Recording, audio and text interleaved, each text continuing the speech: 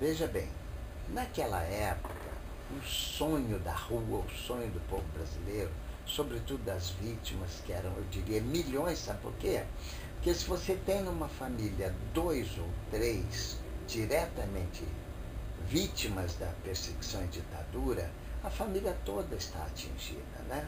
O pai preso, a criança passa fome, e, enfim, a vida tumultua da família. Então, cada preso, digamos, se foram centenas de milhares de vítimas diretas e ligeiramente indiretas, as vítimas indiretas, que abrangem toda a família que sofreu de algum modo, são milhões de pessoas. E esses milhões de pessoas começaram a vir para a rua reclamando a injustiça brutal e inaceitável contra os seus entes queridos, seus amigos, seus parentes, etc.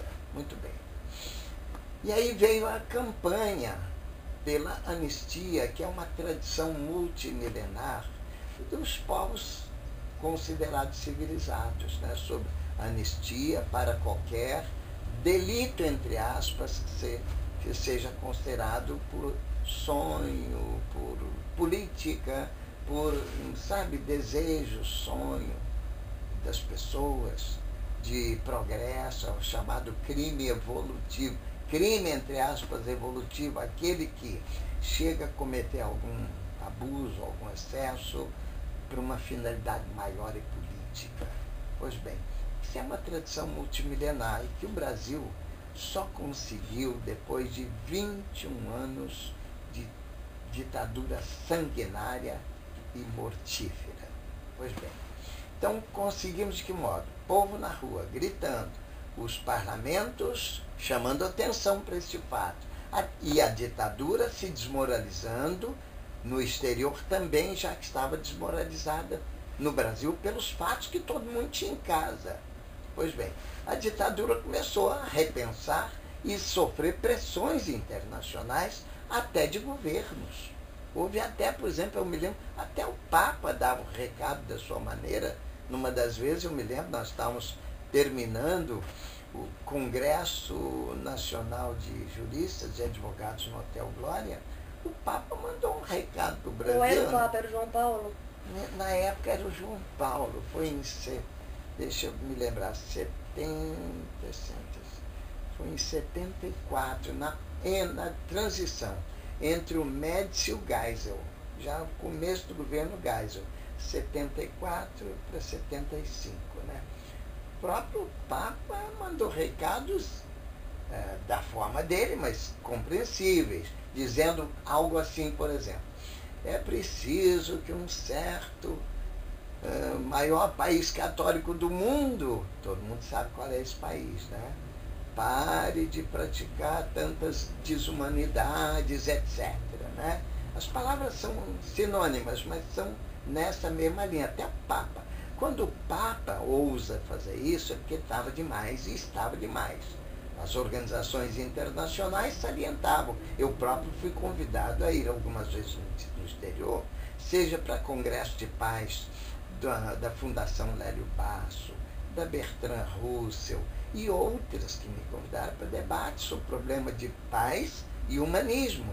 Então você via que o mundo estava estarrecido com a ditadura brasileira, mais do que ainda estava, já também nessa altura, com a ditadura, as ditaduras que caíram em dominó depois do Brasil, como por exemplo, o Uruguai em transição até cair, a chilena, a argentina, a paraguaia e outras, Peru, Bolívia, enfim, várias ditaduras ao mesmo tempo, e o mundo está vendo. As ditaduras são toleradas e até estimuladas por alguns impérios, mas também tem um certo limite, além do qual nem eles toleram. Fica muito negativo para todos.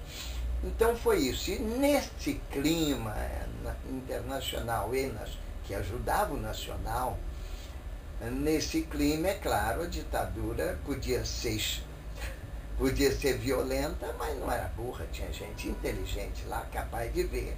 Chegou o momento de repensar. E ao repensar nas negociações, a ditadura, de algum modo, nós queríamos o que o povo precisava e queria, isto é, a anistia ampla, geral e restrita. E a ditadura apenas tolerou uma ditadura até certo nível, desde que, a intenção deles, desde que eles estivessem também abrangidos por essa anistia. Pois bem, houve negociações difíceis e complicadas até que eles impuseram ou esta ou não. Toleramos até aqui, além disso, nada. Quer dizer, ou então nós aceitaríamos aquela anistia precária, anistia que não é o que o povo queria, mas é a anistia possível daquele momento histórico, sem o que não haveria. E avaliando aquela anistia já dava para soltar milhares de pessoas dos presídios, das prisões, dos quartéis, das polícias, etc. Dava para retornar milhares de pessoas que estavam expulsas no exterior. E, enfim, tentar dar um passo à frente no sentido do humanismo.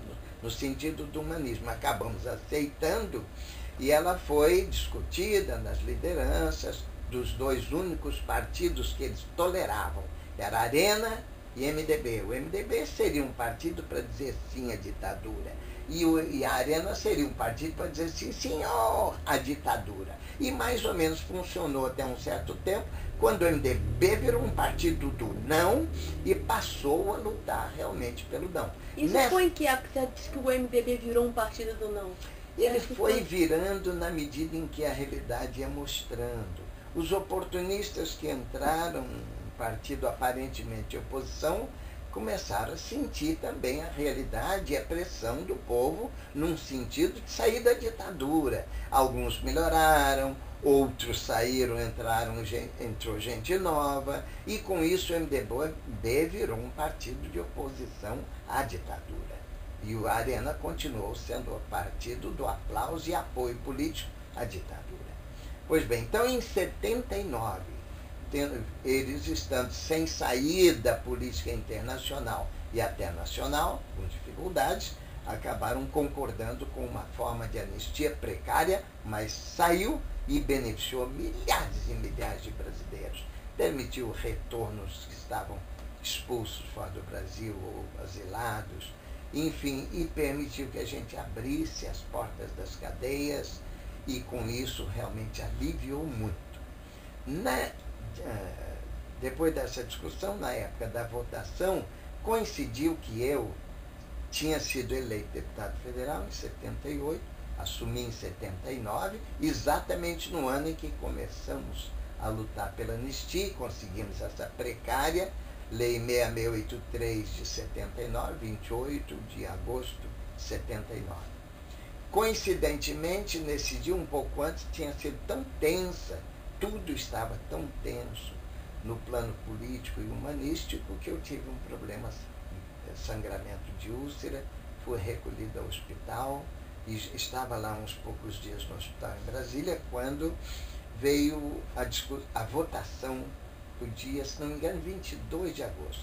Ela foi publicada 28, mas a votação deve ter sido a 22 de agosto, 6 dias antes. E eu estava no hospital, mas consegui negociar lá com o médico responsável pela minha área, e ele aceitou que eu até saísse do hospital para ir votar a anistia, desde que eu andasse em cadeira de rodas. Eu estava muito fragilizado. Quando cheguei em pleno congresso em cadeira de rodas, fui recebido pelo líder da bancada, que na época era o Freitas Nobre, e pelo presidente do partido, que era Ulisses Guimarães.